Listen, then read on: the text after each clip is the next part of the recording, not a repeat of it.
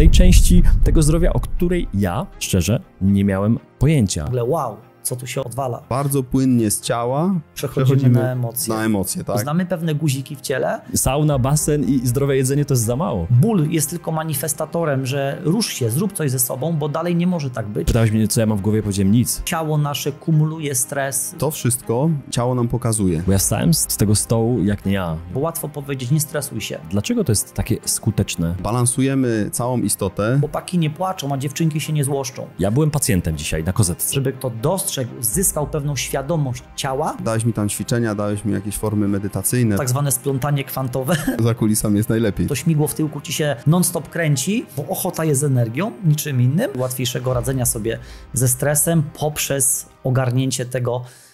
A jeśli bym ci powiedział, że 1 grudnia organizujemy bezpłatnego live'a z prelegentami konferencji Agent Specjalny i Przyjaciele, to jak byś zareagował?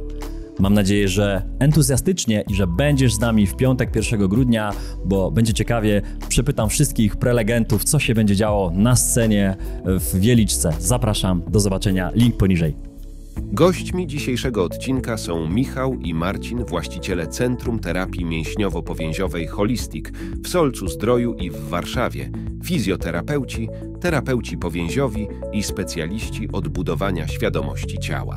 Dzięki wieloletniemu doświadczeniu rozwinęli autorski model terapii, który poprzez kompleksową opiekę, indywidualne podejście oraz nowoczesne techniki terapeutyczne trwale zmienia samopoczucie pacjentów, uwalniając ich od bólu i budując nową wizję zdrowia. Od ponad 20 lat doskonalą się jako fizjoterapeuci, a od 11 lat w otoczeniu lasów i łąk prowadzą wspólnie centrum terapeutyczne. Cześć, Grzegorz Kusz z tej strony. Witaj na kanale. Dziś moimi gośćmi są Marcin i Michał. Michał i Marcin. No i to będzie rozmowa, która dla mnie jest nietypowa i są takie rozmowy na kanale. Witam panowie. Dzień dobry. Cześć, cześć Grzesiek. Pierwszy raz na kanale, ale już mogę podpowiedzieć, że będzie okazja z chłopakami. To dla tych, którzy oglądają tylko kawałek, ale wierzę, że tu jest wartość i będziecie do końca. To na konferencji chłopaki się pojawią, więc będzie okazja z nimi porozmawiać więcej i szerzej. I tak sobie myślę, od czego zacząć, bo my już tutaj operator Dawid nam powiedział, że od 10 minut nagrywa i być może to będzie nawet w materiale, bo czasami są takie rozmowy, nie wiem, czy się zgodzicie z tym, że takie rozmowy kuluarowe, które gdzieś są za kamerami i tam są fajne rzeczy i ktoś mówi, kurczę, szkoda, że tego nie nagraliśmy. Tak, tam się najwięcej dzieje Tak, zawsze. tam się najwięcej... Za kulisami jest najlepiej, tak. Ale dzisiaj za kulisami też się działo, nie? Oj. Może zdradźcie, my tu jesteśmy już od 2 godzin, dopiero zaczęliśmy nagrywać. Tak jest. Ja byłem pacjentem dzisiaj na kozetce, tak? Tak. No. Co tam się działo? No, myślę, że się sporo zadziało, bo jakby to powiedzieć, to o czym się zajmujemy, jakby chcieliśmy ci tutaj pokazać, od której strony podchodzimy do ciała pacjenta, od której strony pracujemy z ciałem, żeby dostać się do wnętrza, bardziej w kierunku emocji, w kierunku uwolnienia pewnych napięć stresowych i łatwiejszego radzenia sobie ze stresem poprzez ogarnięcie tych kilkudziesięciu kilogramów, które gdzieś tam w nam się składają na nasze ciało. Także no, myślę, że doświadczyłeś ciekawego zdarzenia tutaj. Uwolnienie głowy, uwolnienie pewnych napięć w okolicy nerek, w okolicy brzucha. No i twój nos, który ci niedawno temu operowali, będzie się na pewno lepiej goił. Zrobił sobie ładniejszy nosek jak Paris Hilton. Tak. Ja byłem dzisiaj pacjentem Michała, Dawid, operator, był pacjentem Marcina. Co możesz powiedzieć, jak to wyglądało z twojej perspektywy? Bo tutaj na dwóch stołach, na 2 kozetkach ja czułem się, jak zszedłem, jakbym się obudził. Jakby naprawdę zeszło mi kilka kilo z głowy. Niesamowite uczucie. Tak, to właśnie my jesteśmy fizjoterapeutami, tak? Czyli zaliczamy się, można powiedzieć, do medycyny konwencjonalnej, ale jak sami zauważyliście, bardzo mocno wykraczamy poza tą pracę z ciałem, tak? Czyli balansujemy całą istotę poprzez oczywiście zabiegi manualne, ale zwracamy bardzo dużą uwagę na, można powiedzieć, ten bagaż emocjonalny, którym nasze ciało jest, tak? Czyli coś się zadzieje w przestrzeni, nasz organizm to odbiera i jeżeli w odpowiedni sposób tego nie przepuści, to ta emocja może gdzieś w którymś miejscu w naszym organizmie dosłownie wyrazić się jako napięcie, tak? Może to być płuco, wątroba, I to wszystko ciało nam pokazuje, tak? Czyli widzisz pacjenta, który do ciebie przychodzi z zablokowaną szyją czy z bolącym nadgarstkiem, poprzez odpowiednie badanie i szczegółowy wywiad możesz stwierdzić, że ma problem z płucem, tak? A płuco jest związane z poczuciem zaufania do siebie, tak? I później na leżance można to w odpowiedni sposób zmienić, w odpowiedni sposób rozładować, tak aby przywrócić, można powiedzieć, i całej istocie szeroko rozumiany balans, tak? Bo musimy pamiętać, że każda choroba, każda dysfunkcja to jest utrata homeostazy, czyli szeroko właśnie pojętego balansu, który na co dzień powinien być, żebyśmy się czuli w sobie dobrze, z sobą dobrze i żeby też świat się z nami dobrze czuł i na poziomie fizycznym, i na poziomie emocjonalnym. Mówisz o tej homeostazie, można to powiedzieć, że tak holistycznie całość w kwestii zdrowia również, jak mówimy, że mamy wartości w życiu i zdrowie jest jedną z nich, ale jeśli wejdziemy w wartość zdrowie, to zdrowie też się przecież na ileś puzli dzieli. Dzisiaj mamy taką modę, myślę, że mogę powiedzieć, że mamy taką modę na różnego rodzaju siłownie, różnego rodzaju karty, że ja mam kartę, mam super suplementy, bo też je kupiłem, bo też je reklamują, albo mój czy moja koleżanka, którą oglądam, ona je, więc ja też będę sobie kupować. No i teraz tak, mam super ciuchy, biegam, bo to jest modne, albo jestem na siłowni, to jest modne, jem suplementy, no i może sobie kupiłem jakiś element, który mi pomaga w życiu. I wydaje nam się, że to wystarczy. Ale to śmigło, które nam zasuwa w głowie, to śmigło tego szybkiego świata, tego pędu, tych wszystkich zmian sprawia, że może nam czegoś brakować. Ja dzisiaj właśnie kładąc się na ten stół i rozmawiając z tobą, Michał, ty powiedziałeś właśnie to, że właśnie to, co ja teraz powiedziałem, że mnóstwo ludzi, idąc w ten zdrowy styl życia, wrzuca ileś elementów i myśli, że to wystarczy. Ale jest brakujący element, który ja dzisiaj miałem wrażenie, że tutaj się pojawił.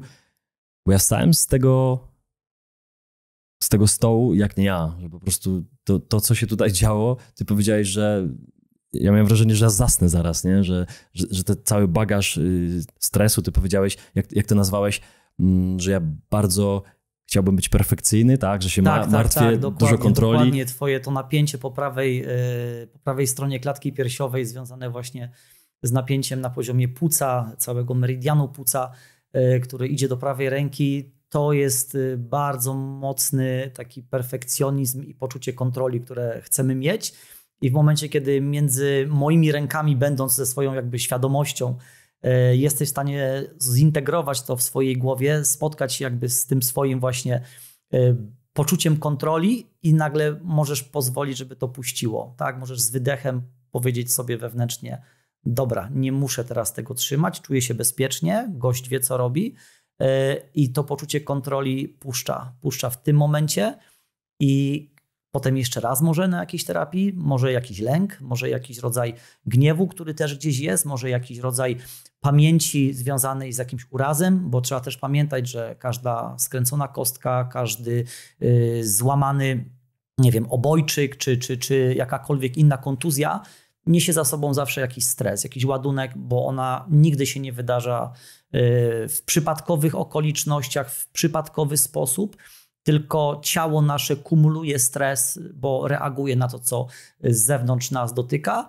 i kiedy już przestrzeń dookoła, można powiedzieć, daje ci tyle bodźców i tyle informacji, że zrób coś z tym i ty tego nie zauważasz, to nagle się okazuje, że idziesz grać w piłkę i akurat staniesz na tą kępkę trawy, na której skręcisz sobie tą kostkę. Dzięki temu ta kostka może rozładować pewne napięcia, pewne emocje, które tam się kumulowały przez jakieś konflikty, stresy i tak dalej. No i oczywiście dzięki temu możesz się wreszcie położyć, możesz wreszcie odpocząć, możesz wreszcie sobie wziąć wolne, na które twój organizm czeka, bo jesteś przepracowany i tak dalej.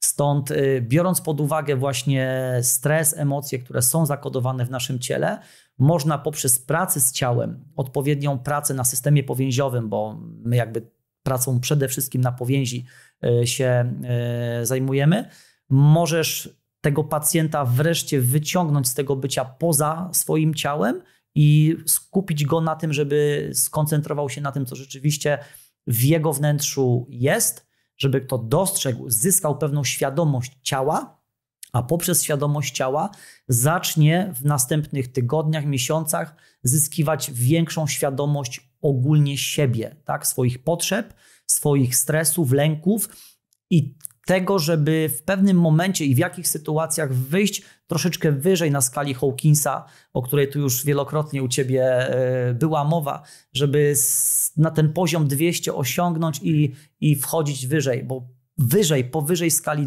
200 zaczynają się też procesy regeneracji, naprawy, procesy związane z odpoczynkiem, a kiedy siedzisz na dole właśnie w tych emocjach i nie potrafisz ich zintegrować w swoim ciele, nie potrafisz dostrzec, bo łatwo powiedzieć, nie stresuj się, tak? Odpuść, czy daj spokój, nie ma sensu się tym przejmować. Okej, ktoś potrafi, ale dziesiątki osób mogą starać się bardzo mocno, nie? Siedzisz i jak ja mam to zrobić, I wtedy ten terapeuta, który tam chwyci, przytrzyma i mówi, poczuj to, co ja mam między rękami, nie? Wejdź tam sobie w tym momencie.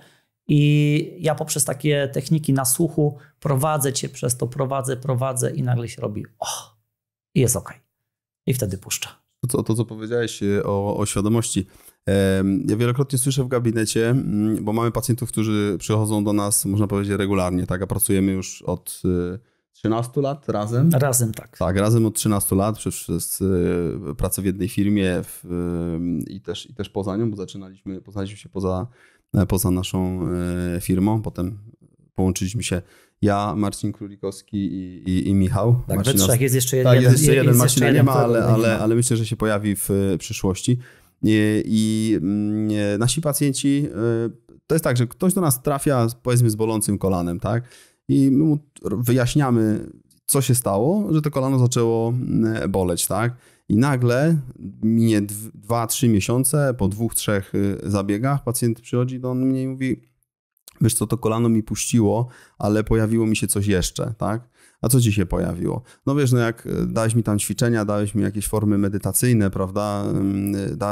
Powiedziałeś mi, żebym się na sobie skupiał i pojawiły się jakieś rzeczy, gdzie odczuwam na przykład na poziomie żołądka, tak? Albo zaczęło mi się odbijać, albo zaczęło mi serce mocniej bić i wtedy ja mu pomagam przechodzić, można powiedzieć, wyżej w świadomości odkrywania siebie i to jest niesamowite, tak? Więc to jest też w ogóle budujące, bo z każdym pacjentem, towarzysząc mu też w tej podróży, my się zmieniamy, tak? I nasza świadomość dzięki temu rośnie. Wielu z Was pytało, kiedy premiera papierowej wersji poradnika zdrowia. Ja już swój egzemplarz mam, a premiera będzie 1 i 2 grudnia na konferencji Agent Specjalny i Przyjaciele w Wieliczce. Jeśli chcesz być z nami na premierze poradnika zdrowia i kupić sobie na miejscu swój egzemplarz, zapraszam Cię, kup swój bilet i widzimy się w Wieliczce. Do zobaczenia. Wrócę jeszcze do tego, co powiedział przed chwilą Michał w kontekście tego stresu ogólnego, który jest wokół, tak? I ostatnie szczególnie te 3 lata. I mówiliśmy tutaj dzisiaj, że ten 2023 rok, wiosna, kiedy wiele rzeczy się zmieniało, kiedy świadomi ludzie zaczęli, można powiedzieć, gdzieś się łączyć, robić inicjatywę, nagrywać wspólnie, pokazywać światu, to ja chciałem zapytać, komu to, co wy robicie, jest najbardziej potrzebne? No bo ostatnie 3 lata, no to ten stres, nawet jeśli ktoś nie ogląda, nie słucha, no to widać, że generalnie świat się zmienia i wszystko wokół, tak jak te płyty tektoniczne, wszystko się rusza. Cały świat w wielu kwestiach geopolitycznych, finansowych, relacyjnych, wszystko się zmienia niesamowicie. No i jak się my mamy odnaleźć? I powiem wam, że nawet w kontekście mnie, kiedy wydawało mi się, że inwestycja w zdrowie moja i moje zmiany, ostatnie drobne, o których też ostatnio mówiłem, drobne, to gdyby nie odcinek Magdy i Pawła, który wy obejrzeliście na moim kanale, z nimi się skontaktowaliście, byliście na warsztatach i później tam spotkaliście część mojego zespołu i dogadaliście się, że warto tą wiedzę rozszerzać, bo macie świetną wiedzę i mnóstwo praktyki i pojawiliście się tu. To ja bym nie wiedział, że takie rzeczy... Być może nie wiedziałbym, że ja nawet potrzebuję się na taką kozetkę położyć i że ja mam tak spiętą głowę, to co powiedziałeś tylko Michał, te wszystkie moje dolegliwości, tak to można nazwać, że ja też potrzebuję tam popracować, w tej części tego zdrowia, o której ja, szczerze, nie miałem pojęcia. To czy my mamy szukać, czy Czy to po prostu się miało wydarzyć, że mieliśmy się spotkać i na tym etapie życia mojego zdrowotnej zmiany mieliście teraz tu przyjść i mi powiedzieć, że coś takiego, Kuszu, jeszcze jest. Sauna, basen i zdrowe jedzenie to jest za mało. To jest za mało. Nie wiem. Okay. Każdy człowiek świadomy w tym momencie szuka po prostu tych furtek do siebie. Ja odnoszę takie wrażenie. I jeżeli coś wywala w ciele, to czujesz to od razu bezpośrednio, prawda? I trafiasz do takiej osoby jak ja, Michał, czy nasi współpracownicy i zaczynamy z tobą pracować i ta świadomość rośnie. I tak jak powiedziałeś, na wiosnę dużo rzeczy się w przestrzeni wydarzyło i ludzie po prostu poszukują, tak? Ludzie się będą ze sobą łączyć. I my jesteśmy w stanie bezpośrednio pomóc, tak? Bo wiele osób czyta książki, chce medytować na przykład, albo próbuje cośkolwiek ze sobą ruszyć. Jeśli rozpoczynasz od poziomu ciała, to czujesz to jako istota bezpośrednio, tak? Bo ci się zmieniło, bo się czujesz lepiej. Nagle twój układ hormonalny zupełnie inaczej funkcjonuje. Jesteś bardziej radosny, jesteś uśmiechnięty. I to jest to. Mhm. Tak jest.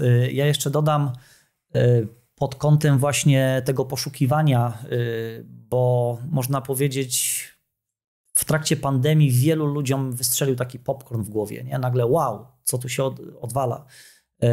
I oczywiście część osób poszła za mainstreamem, ale wiele osób gdzieś, można powiedzieć, miało takie poczucie, że muszę się temu przyjrzeć, coś mi tu nie gra. I nie wchodząc w szczegóły, jednak to, że zostaliśmy zamknięci w domach, że zostaliśmy odcięci od wielu rzeczy, które lubimy i tak dalej, pozwoliło nam szukać informacji, pozwoliło w internecie się połączyć, tak? I zacząć się gdzieś tam rozwijać.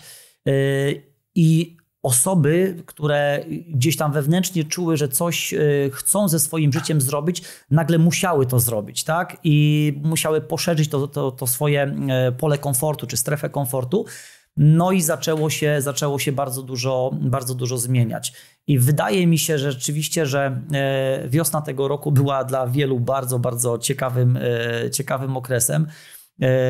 Ja oglądając wtedy Magdę i Pawła u ciebie, gdyby mi ktoś powiedział, że tutaj dzisiaj będę siedział i rozmawiał z tobą, no to myślę, że bym się grubo zaśmiał, ale ponieważ jestem ogromnym fanem fizyki kwantowej i tego, co się dzieje jakby w energetyce, w przestrzeni, w ciele, pracuję bardzo też właśnie energetycznie z ciałem, to wiem, że właśnie to tak zwane splątanie kwantowe to jest to, co się zadziało, tak? Czyli nagle w przestrzeni wiele rzeczy może naraz zaistnieć i nie wiadomo dlaczego zaczynają się te rzeczy łączyć ze sobą.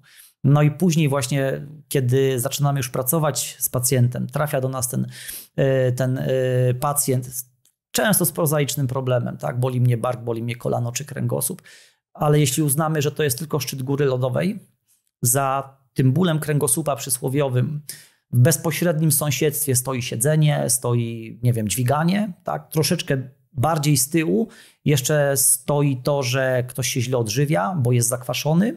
Te jelita są napięte, a ponieważ jelita przyczepiają się do kręgosłupa lędźwiowego, o czym mało kto może wie, tak? Ale poziom między 3. a 4. kręgiem lędźwiowym to jest miejsce, w którym przyczepia się kreska jelita cienkiego. Jeśli twoje jelita są, brzydko mówiąc, zawalone, tak, czymś, to będzie oddziaływać na twój kręgosłup. Będzie zmieniać się cała biomechanika twojego kręgosłupa. Ale teraz się należy zadać sobie pytanie, dlaczego ja tak beznadziejnie się odżywiam? Tak? Bo mam nawyki. Okej, ale dlaczego mam takie nawyki? No bo nigdy się nie nauczyłem, nikt mi nigdy nie powiedział, że mogę zadbać o siebie. A dlaczego? Bo mam przekonanie, że jestem nieważny. Okay? Nie dbam o siebie. I w tym momencie, jak zaczynamy schodzić tak do piwnicy, nie? Schodzimy o schodek w dół i nagle się okazuje, że za wszystkim stoją nasze pewne przekonania. Te przekonania wynikają z tego, w jaki sposób byliśmy wychowywani, nasi rodzice jak na nas wpływali, nasze środowisko, to co rozmawialiśmy przed programem, tak? Czyli miałeś kolegę, który funkcjonował w zupełnie innym środowisku niż ty funkcjonowałeś i on nie miał pojęcia, że świat wygląda zupełnie z innej strony inaczej, tak?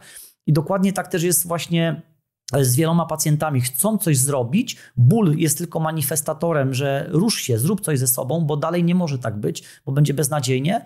i zaczynamy się cofać, tak? Więc dieta jest gigantycznie istotna, ergonomia jest gigantycznie istotna, zmiana nawyków, to w jaki sposób się ruszasz, ćwiczenia, siłownia i tak dalej, ale też gdzieś na samym dole stoją przekonania, ale te przekonania są też w naszym ciele. Kiedy dotkniesz ciała w pewnym miejscu i zwrócisz uwagę, tak jakbyś reflektor, tak, na scenę, nie? Puścisz reflektor, puszczasz powiedzmy na kolano, które boli, to obserwuję kolano, ale jeśli zmienisz tylko reflektor i to kolano uznasz, bo wszystko ci o tym mówi, cała diagnostyka, że jest wynikiem napięcia na poziomie wątroby i całego tutaj obszaru bocznej części tułowia, a wątroba kumuluje gniew, frustrację, kumuluje różnego rodzaju wewnętrzną niezgodę na sytuację, jaka się dzieje, i dotkniesz tej wątroby, dotkniesz całego napięcia z tym związanego i pacjent sobie w pewnym momencie uświadomi, albo jak go poproszę, co cię ostatnio wkurza, skup się na tym, tak?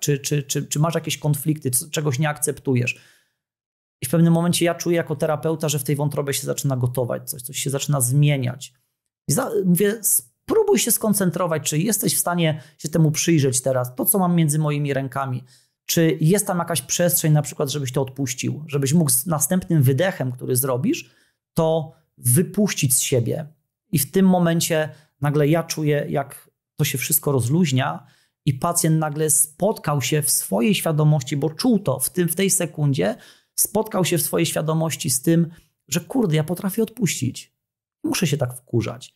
I kiedy potem wraca do swojego domu i widzi jakiś konflikt, wraca do konfliktu czy do pracy i on ma tą już świadomość, że był w tej sytuacji, widział pomiędzy moimi rękami ten swój gniew, ale wie już, co z tym zrobić.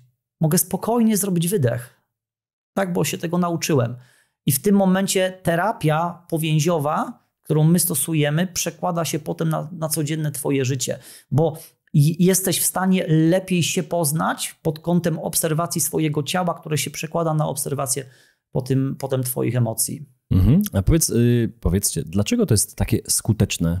Tu chodzi o to, że wy zajmujecie się nie tylko leczeniem konkretnie tego kolana, przysłowiowego z tego przykładu, że boli mnie kolano. Kolano zniknie przy okazji. Leczmy kolano, tylko powiedziałeś tak obrazowo, że schodzicie stopniami w dół i szukacie. Tak zadajesz kolejne pytanie, a z czego to wynika? A dlaczego tak myślisz? A skąd masz te myślenie? A kto ci je dał? A od kogo się nauczyłeś? A dlaczego się nauczył? I tak dalej. O to chodzi, że to jest aż taka głęboka analiza, aż czasami do powrotu do dzieciństwa, do tego skąd wyszliśmy, do tego środowiska, o którym mówiłeś, że mieliśmy takie środowisko i być może innego świata nie widzieliśmy, dlatego tak się zachowywaliśmy, mieliśmy takie relacje lub brak relacji i później idąc w to dorosłe życie, zachowywaliśmy się w taki... O to chodzi? Bo mówicie o tej skuteczności przez te kilkanaście lat, o tych wszystkich zmianach. Ja sam mogę powiedzieć, dlatego przyjęliście godzinę wcześniej, żeby tutaj mi pokazać, jak to działa. Ja przez pewien moment, myślę, że Michał to potwierdzi, miałem totalnie mgłę mózgową. Byłem przekonany, że pytałeś mnie, co ja mam w głowie, powiedziałem nic. Jakby się wyczyścił. Patrzę na ten sufit. Tak, przez 10 minut patrzyłem na farbę na suficie i mogłem tak leżeć. I to było dla mnie niesamowite, że jakby zresetował mi się dysk twardy i nie miałem żadnych myśli, które godzinę przed przyjazdem tutaj miałem, bo czegoś słuchałem, o czymś myślałem jadąc tutaj, a później nagle wszystko jak wygumowane gumką. Więc to jest ten sekret? To jest ten sekret. Tak, bo ciało wraca ci do, można powiedzieć, stanu fizjologicznego, tak? Bardziej fizjologicznego niż było przed terapią. My naszą pracę opieramy o system powięziowy, który, można powiedzieć, jest takim łącznikiem pomiędzy autonomicznym układem nerwowym i naszym całym ciałem, tak? Wiesz, to, czego się uczysz w trakcie dorastania, w trakcie jak jesteś mały, poprzez obserwację, to wszystko, można powiedzieć, w cudzysłowie siada w twoim organizmie. I potem w życiu dorosłym powielasz pewne schematy, tak? Jeśli się nauczysz walczyć rękoma, no bo trzeba było walczyć na podwórku lub trzeba było walczyć w domu, to te twoje ręce będą napięte, tak? Jeśli się nauczysz... I nagle dziwnym trafem łamiesz sobie rękę, w wieku 12 lat... Bo walczysz ze swoim ojcem na przykład, tak. Bo cię nie akceptuje, albo walczysz z kolegami w szkole. Bo ciało musi ujść gdzieś to napięcie z ciała i w przestrzeni zaraz się to w którymś miejscu znajdzie, tak? Natomiast... Jeśli uciekasz, Jeśli uciekasz, tak, to możesz sobie gdzieś tam skręcić kostkę albo właśnie przeciążyć kolano bądź biodro. Natomiast co chcę powiedzieć, opieramy swoją pracę też o 5 elementów. To się nazywa teoria 5 przemian. Znaczy ja nie lubię tego stwierdzenia, że to jest teoria, dlatego że pracujemy już wiele lat w ten sposób i to się najzwyczajniej sprawdza. I pewnie przyjdzie taki moment w naszym życiu też, gdzie zbadamy to dosłownie naukowo, żeby potwierdzić, tak, nasze obserwacje kliniczne. Każdy z tych 5 elementów zawiera w sobie narządy puste i pełne, tak? Narządy, które można powiedzieć pobudzają nas, związane są z energią otwierania i te, które są związane z energią regeneracji, tak? Teraz każdy z tych elementów chce się uwydatnić w odpowiedni sposób. Wyrazić tak? w ciele. Wyrazić po prostu w ciele, tak? I teraz jak spojrzymy na świat dookoła, to widzimy, że jesteśmy zabiegani, czyli te elementy, które są związane z rotacją zewnętrzną, z otwarciem, prawda, z pchaniem do przodu, one będą bardzo mocno wyrażone, tak? A te, które są odpowiedzialne za nasz odpoczynek i regenerację, no będą się czuły zdecydowanie słabiej. Więc jak przychodzisz do nas na terapię, to właśnie zwracamy na to uwagę, żeby dożywić to, co ma być dożywione, tak? I wyciszyć to, co jest nadmiernie wyeksponowane. No jak jesteś w mocnej rotacji zewnętrznej, to na zdrowy rozum co będzie cierpiało w ciele? To, co powoduje rotację wewnętrzną, tak? Jeżeli wiesz jako terapeuta, że łańcuch związany z rotacją zewnętrzną zawiera lewe biodro, lewą część ciała, a pacjent w takim łańcuchu do mnie przychodzi z bólem prawego barku, który jest związany bardzo mocno z rotacją wewnętrzną, to wiesz, w jaki sposób masz z nim działać, tak? I nagle widać po temperamencie tego człowieka, że on sobie dosłownie na tyłku nie może usiąść. I to już wchodzi kwestia emocjonalna. Bardzo płynnie z ciała przechodzimy na emocje. Na emocje, tak? I teraz, a że z rotacją zewnętrzną jest powiązany pęcherzyk żółciowy i wątroba, te narządy bezpośrednio będą wpływały na prawy bark, no i mamy całą układankę, można powiedzieć. Ale też trzeba powiedzieć, że to nie są tylko narządy, bo tak. Każdy element, bo to jest teoria 5 przemian, o której się mówi w medycynie chińskiej. My nie stosujemy medycyny chińskiej, nie wbijamy igieł, my pracujemy poprzez techniki powięziowe, manualne, których uczyliśmy się, myślę, że od jednych z najlepszych na świecie nauczycieli przez ostatnie wiele lat. O historii chciałem powiedzieć chwilkę. No, ale to za chwilę, ale dokończę. Wybiłeś mnie. Pardon. Aha, każdy z tych 5 elementów ma swoją reprezentację w ciele, zarówno w narządach, ale też i w mięśniach, też i w poszczególnych częściach ciała. Czyli jeśli tutaj mówimy o tym, co już Marcin powiedział, tak? Czyli element drewna, który jest związany, z mocnym parciem do przodu, z ideą, z ciągłym gadaniem, z ciągłym otwieraniem się na zewnątrz, nowymi wyzwami, to jest pomysły, to jest drzewo. Tak, zgadza masz się. Bardzo dużo drzewa, Tak, gadanie, prawda? To też jest połączenie drewna z elementem ognia i wyrażanie się. Ten element to nie tylko wątroba i pęcherzyk żółciowy w medycynie chińskiej, ale to jest cała reprezentacja mięśni, głównie rotatorów zewnętrznych naszego ciała, które stymulują nas do wyjścia do przodu i do działania, ale jeśli masz tego drzewa za dużo, za mocno jesteś, można powiedzieć, rozbiegany w swoich myślach i w swoim życiu, to nie potrafisz się skupić na pewnym precyzyjnym zrobieniu czegoś, bo cały czas masz tak zwany słomiany zapał. I teraz element metalu, który odpowiada za skupienie, za kontrolę, za bycie precyzyjnym, będzie jak najbardziej osłabiony. A element metalu wyraża się w swojej grupie mięśni. I teraz jeśli drzewo będzie dominować, metal będzie cierpieć. Jeśli metal będzie dominować, drzewo będzie cierpieć. Czyli u mnie ewidentnie dominuje drzewo. U ciebie dominuje woda, ale woda wzmacnia drzewo. Woda jest matką drzewa. Co to znaczy, że dominuje woda? Bo mówiliśmy o drzewie, o metalu, a o wodzie nie wspomnieliśmy jeszcze. Tak? No, tak. Elementów jest 5. Elementów jest 5, tak. W każdym razie u ciebie dominuje element wody. Woda to jest ogromny spokój. Woda to jest, można powiedzieć, taka tendencja do bycia bardzo mocno w sobie. To jest tendencja do takiej pogłębionej analizy. To jest tendencja do słuchania, bycia cichym. Dlatego ja się nie dziwię, że twój kanał zyskał taką ogromną popularność, bo potrafisz słuchać. Woda jest cicha paradoksalnie, ale jeśli masz tą wodę dobrze zbalansowaną, ona będzie ci wzmacniać twój element drzewa, a drzewo to pomysły, idee, wychodzenie ze strefy komfortu i tak dalej.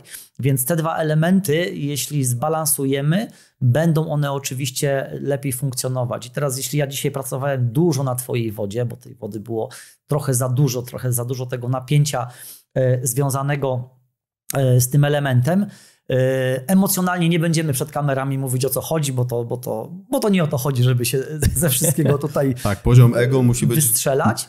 Wiesz, prawda, natomiast żeby też wszyscy zrozumieli dokładnie, że to, czego się uczyliśmy przez lata, jest wykorzystywane dla dobra pacjenta. Tak? To po prostu, co się dzieje między pacjentem. My mamy czasami takie, można powiedzieć, trochę wzboczenie zawodowe, w sensie, że jak patrzymy na kogoś, to wiesz, o kurde, woda, to drzewo, możesz wiedzieć, okay, tak? Nie? I teraz nie dość, że mniej więcej wiem, co go boli, to jeszcze wiem, jakie stresy na co dzień ma.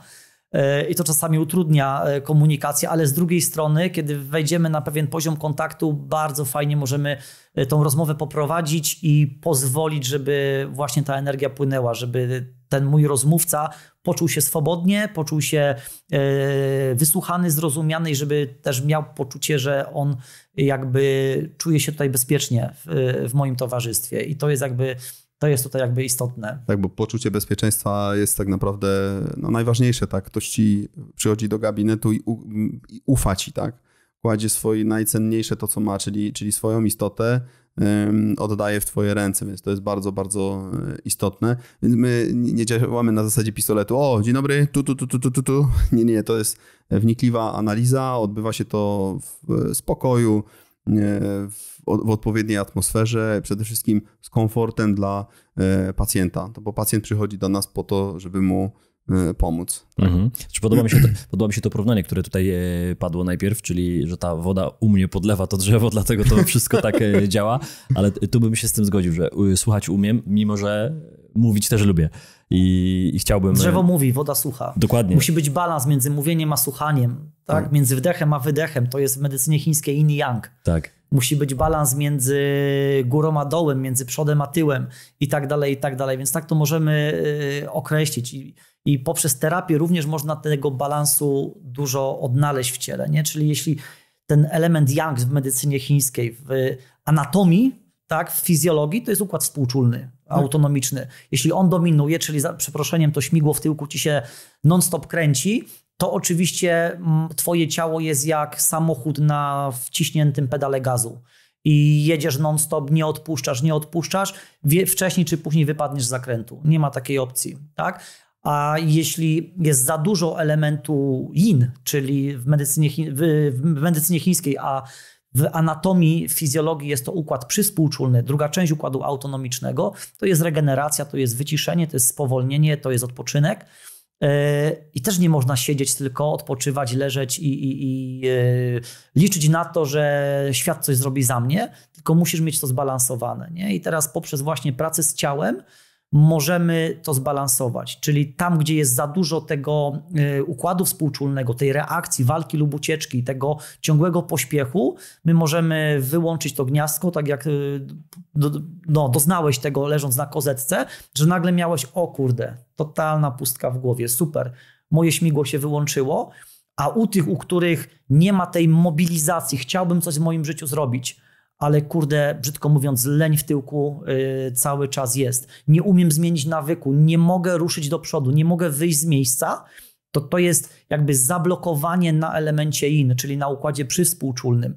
I teraz, kiedy znowu znamy pewne guziki w ciele, które możemy odpowiednio wcisnąć, odpowiednio ruszyć i nagle się okazuje, o kurde, nagle po kilku terapiach zaczyna mi się łatwiej rano wstawać, łatwiej mi się idzie na siłownię, mogę się w cudzysłowie zmusić, żeby pobiegać, dlatego że ta wewnętrzna ochota, czyli energia, bo ochota jest energią, niczym innym, zaczęła się ruszać, bo ona stała. W medycynie chińskiej mówi się o zastoju energetycznym, że ten zastój jest na przykład zastój na wątrobie albo zastój na śledzionie.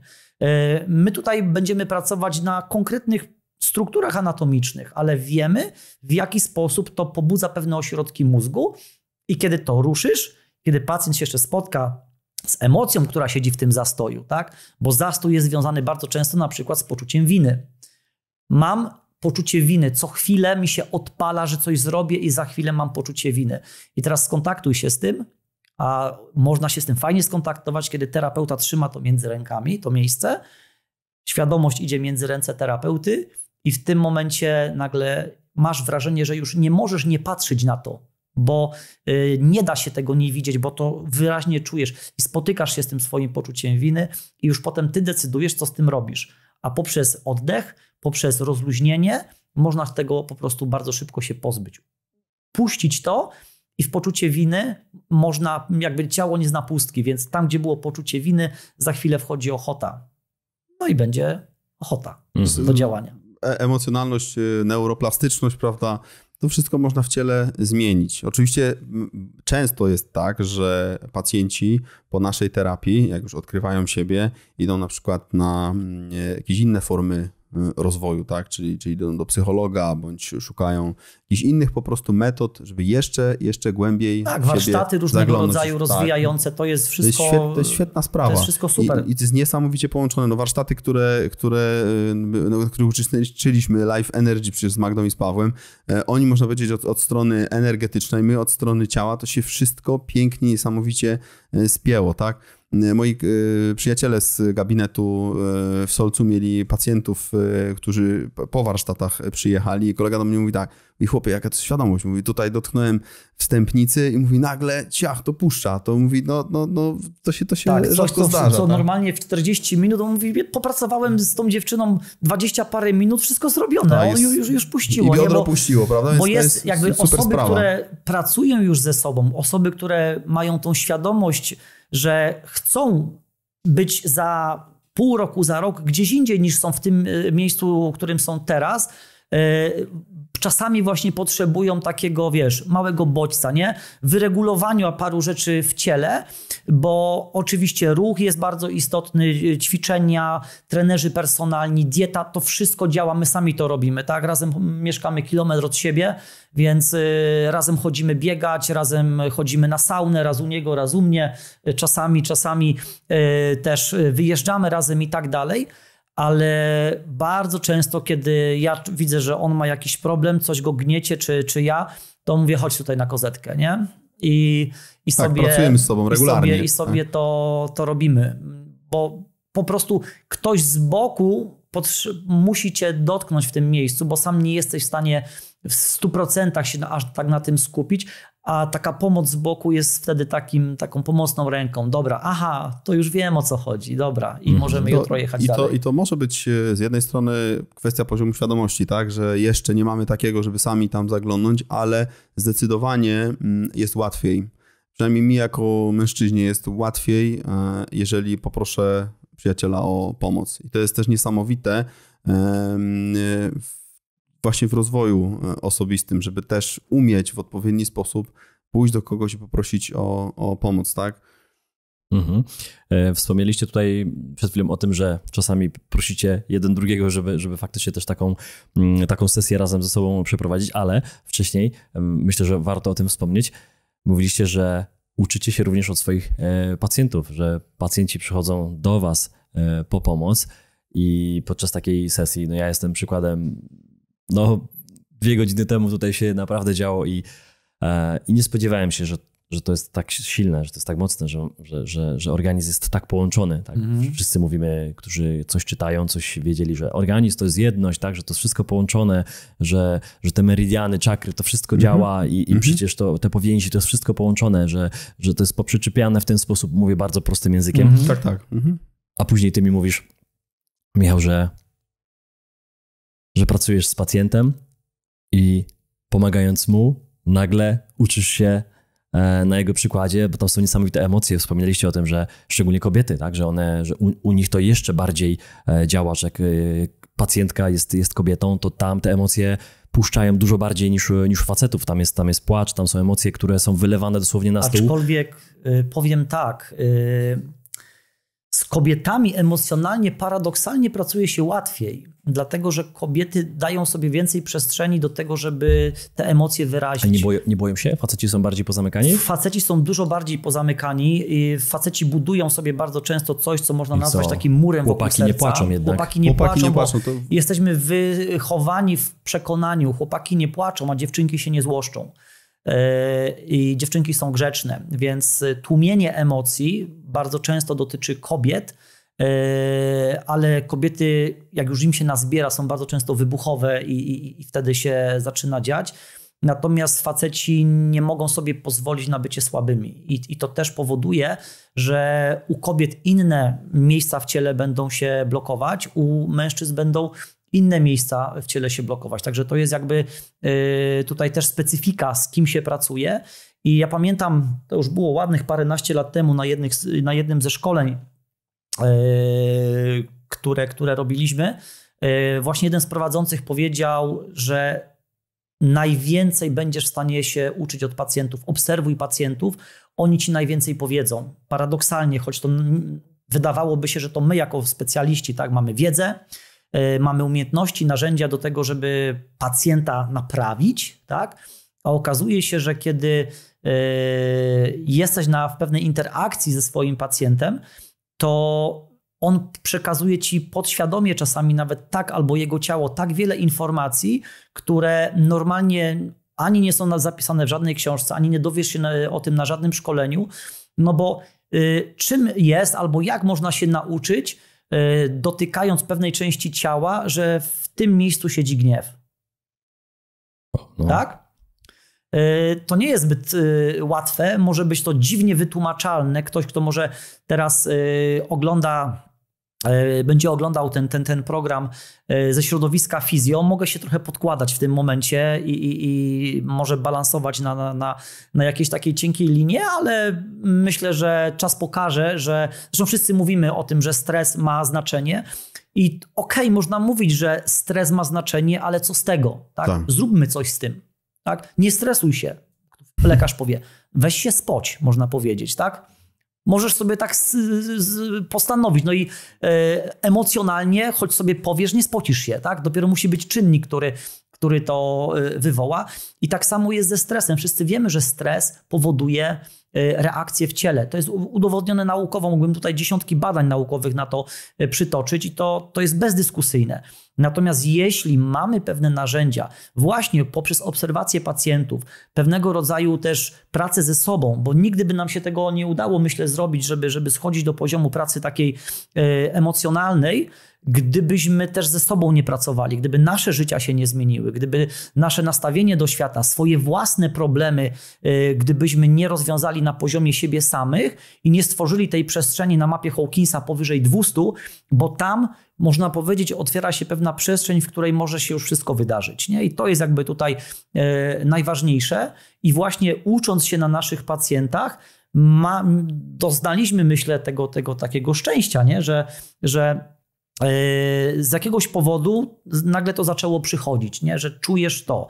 Oczywiście też bardzo wiele szkoleń, które robiliśmy i to naprawdę ukłony tutaj dla wszystkich naszych nauczycieli, u których się uczyliśmy, bo bez nich też pewnie by się to nie udało. Bez nich by się w ogóle nie udało. To ja pamiętam w 2011 roku pierwszy raz na swojej drodze spotkaliśmy Jarka Ciechomskiego, który Pozdrawiamy, Jarek. Tak, jest rewelacyjnym człowiekiem. I ja pamiętam, że pojechałem na szkolenie z bólem pleców. No i on mnie zobaczył. Ja byłem wtedy jeszcze na piąty moduł to był terapii manualnej, takiej konserwatywnej, prawda, czyli ślizganie stawów i tak dalej. Jarek mówi, słuchaj, chodź tu, zrób takie ćwiczenie, prawda, i teraz się schyl. Kurde, puściło. I to właśnie był moment, kiedy zaczęliśmy sobie zadawać pytanie, co dalej jeszcze może wpływać na stan po prostu pacjenta. I teraz uczyliśmy się w jaki sposób rozluźniać stawy, rozluźniać mięśnie. Potem przyszedł system powięziowy. Nagle pacjent do mnie mówi, że no ból pleców mu przeszedł, to wiadoma sprawa, tam szyja mu się poprawiła, ale kurczę, on lepiej się w toalecie załatwia. Tak? Kolejny powiedział mi, że przestał miewać bóle głowy, tak?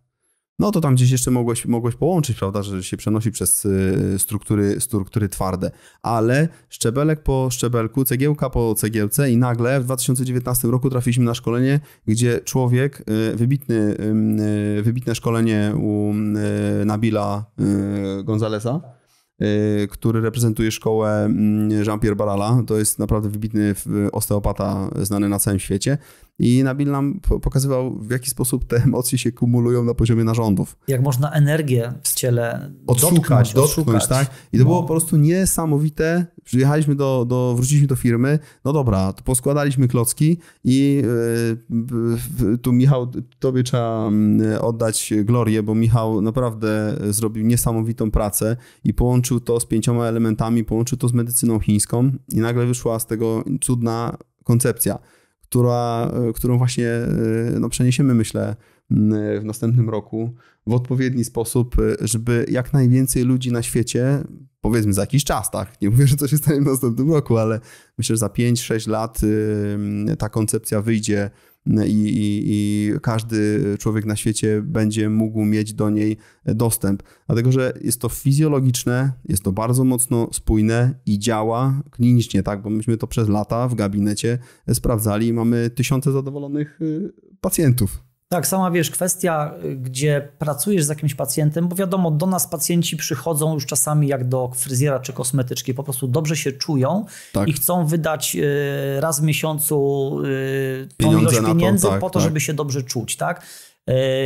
Ale po prostu obserwujemy, jak się zmienia ich życie. Nie? Oczywiście my sobie nie uzurpujemy prawa do tego, żeby mówić, że to dzięki tylko nam, bo wszystko ma na nas wpływ, ale obserwując po prostu to, jak relacje im się poprawiają, jak poprawia im się w firmie, jak poprawia im się już zdrowie samo. Potem przyprowadzają swoich znajomych, rodzinę, dzieci i tak dalej, więc zaczyna się dużo fajnych rzeczy dziać, to zdecydowanie. Dobrze, panowie, mam takie pytanie. Kończąc dzisiejszy odcinek, bo to jest taki odcinek rozpoczynający być może serię, dajcie znać w komentarzu, czy to, co nagrywamy dzisiaj, to, co moi goście dzisiaj powiedzieli, jest ciekawe dla was. Jeśli tak, to dajcie znać w komentarzu, jak to rozszerzyć, w którym kierunku pójść.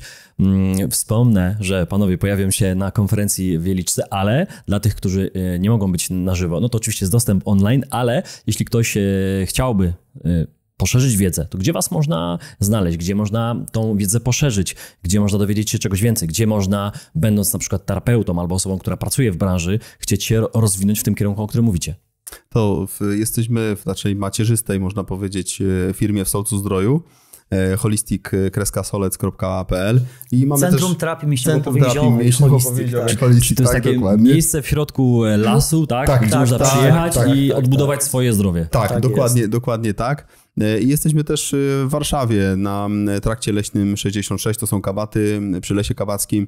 Tam też mamy, można powiedzieć, gabinet, gdzie przyjmujemy pacjentów ambulatoryjnych, tak, czyli tam po prostu bez pobytów, ale można przyjść, odbyć terapię, sprawdzić siebie, sprawdzić dzieciaczka, prawda, także tutaj i mamy wybitnych specjalistów, bo ludzie, którzy z nami współpracują, są w tych koncepcjach przeszkoleni w odpowiedni sposób.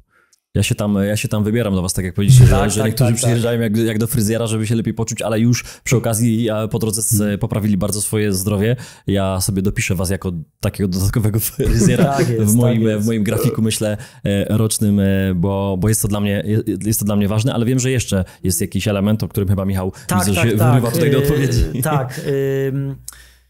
Widzimy pewną przestrzeń też w środowisku naszym fizjoterapeutycznym, ale nie tylko, bo myślę, że też i terapeuci zajmujący się innymi metodami pracy z ciałem, czy naturoterapeuci, czy być może psycholodzy, szukają pewnych rozwiązań, w jaki sposób podnieść swoją energetykę i podnieść swoją świadomość terapeutyczną. Tak? Czyli od momentu, w którym spotykamy pacjenta w naszym gabinecie, tak na niego oddziaływać, żeby budować w nim po pierwsze wizję zdrowia, po drugie wzmacniać w pacjencie samoocenę i po trzecie w jaki sposób siebie nastroić przed terapią i jak obserwować siebie, jakie techniki dla siebie wykonywać, żeby ta terapia była skuteczna dla pacjenta, ale też żeby ciebie jako terapeuty nie obciążała żebyś ty się potem dobrze czuł i żebyś nie miał poczucia po całym dniu, że jesteś wypompowany energetycznie, że pacjenci ci zabrali energię, bo myślę, że my na bazie naszych doświadczeń, ja już jestem fizjoterapeutą od 22 lat, więc no, mogę powiedzieć, że już trochę, brzydko mówiąc, mięsa przerzuciłem przez moje ręce, ale